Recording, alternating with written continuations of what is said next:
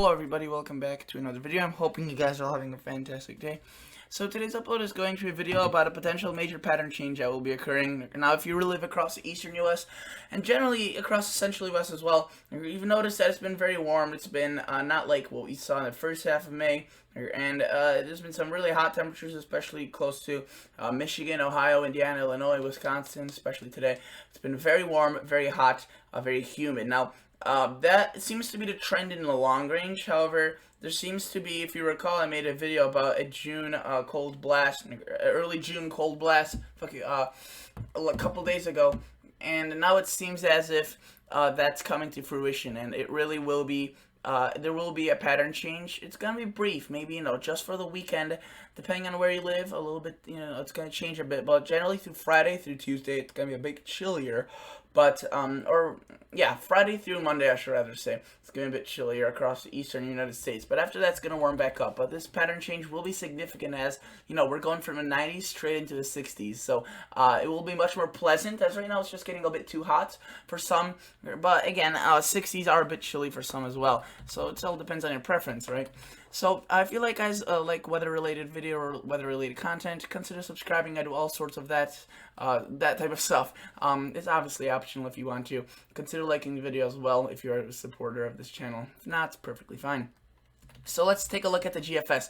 GFS is one of the many models I look at, and it's really in agreement with the other models, and especially the European, which is an also significant one. So notice we were looking at a very really complex storm. It's really not really organized, right? But it just it kind of regurgitates the same precipitation every day during the daytime heating hours. From around 2 o'clock to 6 to maybe 8 o'clock in the PM, we see an increase of thunderstorms, and that happens for the next couple of days.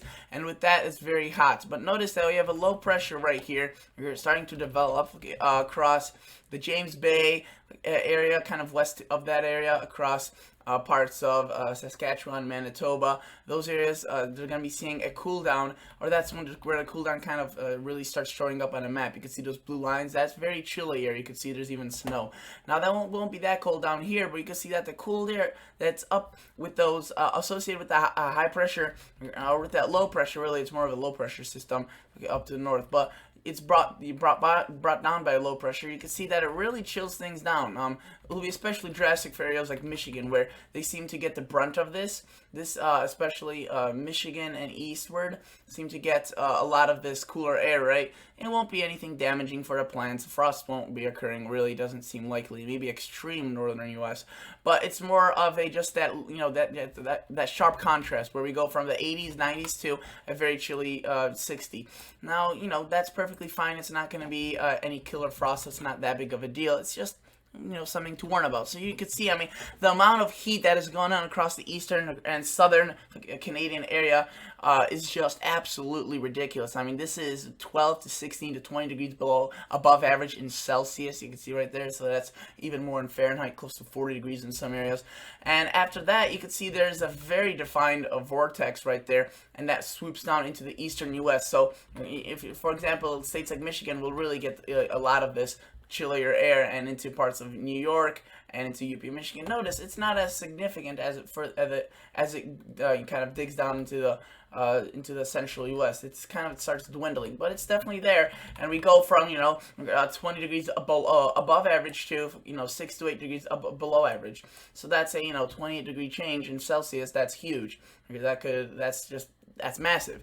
And if you're to look at this, it sticks on for a little bit, but then yet again, like I mentioned, after that, early to mid next week, things start warming back up, and it stays like that for a while before possibly another cool down. You can see the GFS shows that's very far out and not enough information to certify that, but we're mainly focusing on this first one, which will bring temperatures pretty close to being well below average criteria.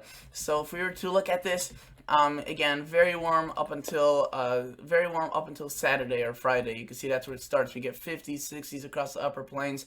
It's not cold, but it is chilly for late May, early June. And you can see that this is Saturday, and these are the daytime highs. So we go from seeing almost 90 right there by James Bay to seeing a 35. So that's definitely a change. Obviously, it doesn't seem like many 30s will be occurring across the U.S., though by the border, I definitely wouldn't be surprised if some do occur. We can see 60s are pretty plentiful, and it starts getting warmer when it starts getting into the new week. Monday, you can see it's a bit warmer, 60s and 70s instead of 50s and 40s. And then we start getting into the heat again. So a bit of contrasting changes, back and forth from one extreme to the other really isn't good, but unfortunately that's what we have to deal with. Now, if you were to look at the European model, it shows much of the same thing. So if you can see right now, we're seeing warmth, especially across the eastern U.S., and then we're going to see the cold, especially across the eastern U.S. Okay, so you got to know that this contrast is what's going to make it such a big change, not necessarily the deviation from the norm. And you can see after that, however, we see a big ridge, a high pressure building, and we could see more heat, even more substantial than what we've seen. So really, this isn't going to be long lived, at least for not more than a few days. It could be a recurring pattern, kind of just flipping back and forth throughout summer. We'll have to see. There's just not enough information to really back up that claim right there that I just made. But let's look at the Canadian model and see what it shows. You can see that up until this point, it's been very warm, and then we see that cool down. You can see even those blue colors, that's below freezing. It stays pretty well to the north, but a few pockets could get down further to the south. And again, we have a further ridge building later next week, which could bring even more heat. And it seems like the cold is out of here for a while.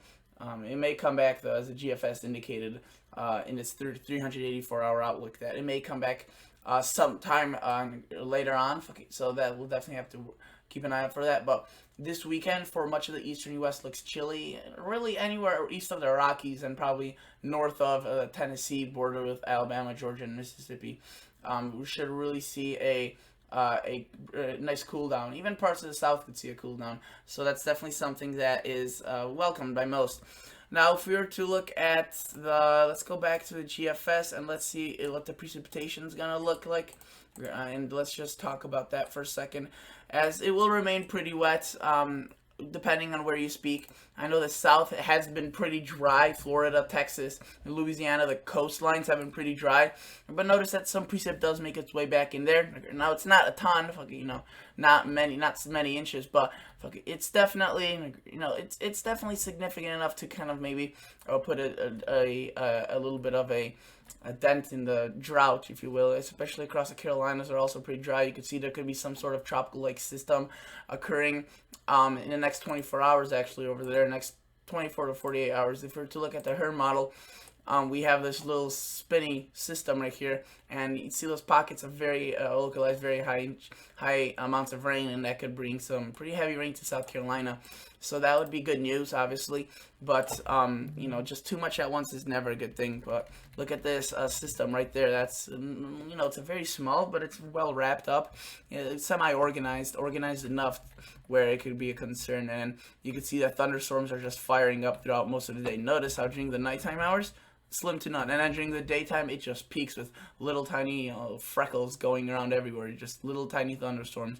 They're very isolated, so it's a hit or miss. We here in Chicago got one today. It was to the east of us, but downtown Chicago got hit, but we, being just maybe 25 minutes away, didn't get hit by it. And it was a dark cloud, but we didn't get any rain, and it's a good thing for us, as it's been extremely wet. So this isn't going to really be a drought buster, these type of thunderstorms. They're rather going to just produce isolated rains, which could be more of a concern rather than a good thing. So I would also like to look at the 8 to 14 day outlook and show you what the CPC is showing, Climate Prediction Center. You can see that this is the time frame where the first cool wave occurs, and kind of like that warm up period, where the European and Canadians start showing that big ridge I showed you. That's this. You can see, and it marks pretty well right on the map. Above average for much of the country, maybe excluding the northwest, where it's a bit chillier, and extreme northeast. Now let's look at the 6 to 10 day outlook, which shows a bit something different. Looking at a 6 to 10 day outlook, it shows it may look as if it's similar in at first, but notice that the cool air is much more extensive across the east coast, and it's a bit less extensive across the west. This thing is more centered to the west, and this is that time frame from June 1st through June 5th. June 1st is Monday, so this cool down that's gonna occur isn't really I guess encompassed by the 6 to 10 or the 8 to 14 day. It's kind of before the 6-day outlook. So this does fairly accurately represent what's going to be happening across June 1st and 5th. Below average across the East Coast and generally above across the central U.S. And that's kind of going to be the pattern. You can see the below for a good portion of eastern U.S., which isn't really good news for the South, but it's definitely good news for the Great Lakes, where it's been just absolutely disgustingly wet.